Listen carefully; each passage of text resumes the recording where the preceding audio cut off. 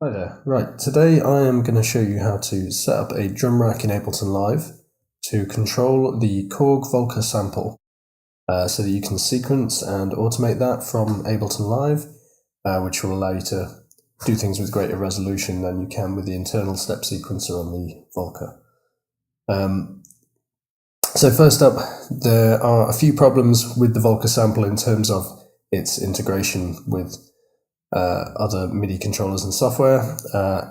And if you download the MIDI implementation guide from Korg, then you'll quickly see that whilst you might expect to be able to trigger each sample via a different MIDI note, this isn't the case. Now, there is a good reason for this. The Volca Sample uses a different MIDI channel for each of its 10 sample parts.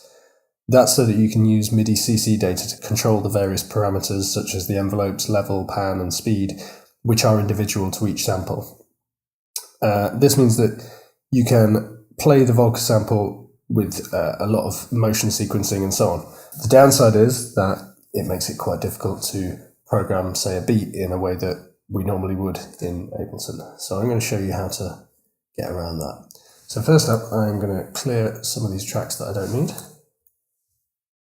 And we are just going to start with one MIDI track here. Now what we want to be able to do is to be able to play the Volca Sample like a drum machine. So maybe from a controller, from a push or something, we want to be able to play it like a drum rack. So now we have this drum rack added in here. What we can do here is right click in this area here and go to create chain. What I'm going to do is I'm just going to rename this part 1. And that is going to be for our sample part 1. If I click this little I/O button here, you can see that it brings up a receive and play option. Now what I want to do is I want to be able to sequence in a MIDI clip or something and be able to see each sample as its own MIDI note. So what I'm going to do is I'm just going to limit this. So I'm going to drag this right down to C1 so that whenever it receives C1, it plays C1. So what I'm going to do next is, in order for us to be able to use this with the Volca Sample, we want to use an external instrument device. So I'm going to drop that there into this chain. And the MIDI output is going to go to my external MIDI output, which is a MIDI Sport 2x2. Now, what we're going to do from this is we are going to duplicate this chain and rename this part 2. And all I'm going to do is incrementally just bring up these. And all we want to do between these two is on this external instrument, just change the channel to channel 2. So that now becomes part 2. So that will now trigger part 2 in the actual sequencer. Okay, then we can duplicate that again, rename that part 3.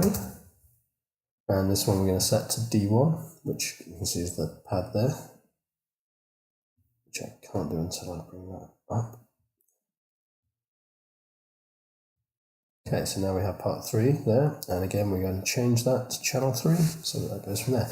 And as we keep doing this, if we click this little arrow here, we can see these start to rack up like that. So as I duplicate more of these,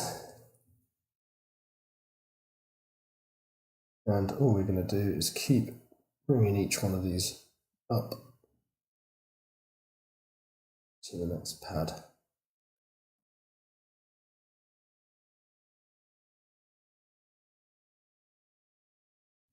Okay, so now we have our 10 parts here, and I can confirm that as we go through them, once we change all these channels to match the part number. Okay, now if I click any of these play buttons, I can hear my Volca responding with each different part. And then if you wanted to, on these individual chains, you could also use, if you've got Max for Live, you could also use a CC controller There are actually some specific ones for the Volca. So there is stuff like this one, which is great. So now on each track, I could actually alter the level and bring it down. And we can take this velocity one off here because this does actually map to some interesting ways, but for now I can just control these speeds and volumes and so on. Okay, then we can mess around with all those for each individual one, and you could automate these as well.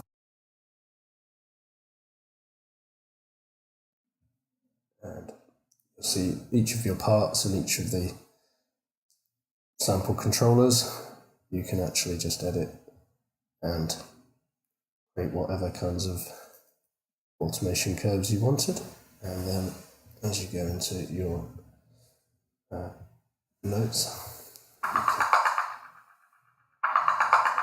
and then you can get some cool speed automation and things like that. And actually you can do a lot of this to a much finer grid. If I shorten some of these notes, and actually I can just get some really cool little drills, which you couldn't do with the Volca Sample's internal sequencers. It only has 16 steps. So that hopefully gives you an idea of how you can program all these parts. You see it's all laid out nicely in here, so I can just create a pattern.